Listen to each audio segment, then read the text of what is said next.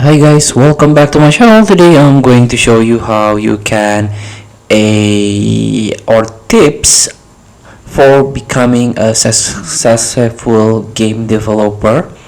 So the first one, you have to get comfortable with C++. So Microsoft Visual, a C++ very distributable.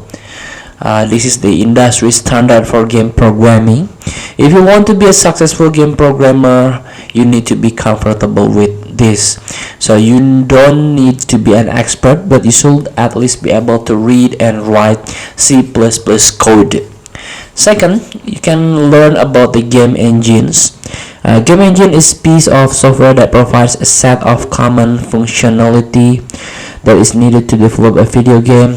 So the three most popular game engines are Unity, Unreal Engine, and Godot.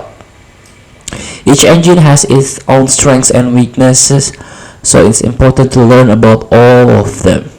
Choose the game engine and stick with it. Once you learn about the different game engines, it's time to choose one and stick with it. Don't try to learn all of the engines at once, because you will just get overwhelmed and will not make any progress. Pick one engine and focus on learning it. And four, find a project to work on.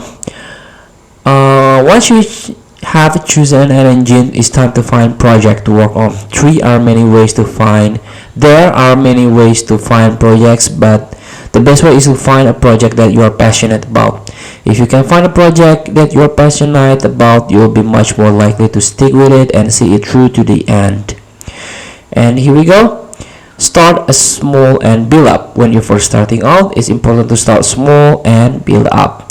Don't try to make a huge game right away, because you will just get frustrated and give up.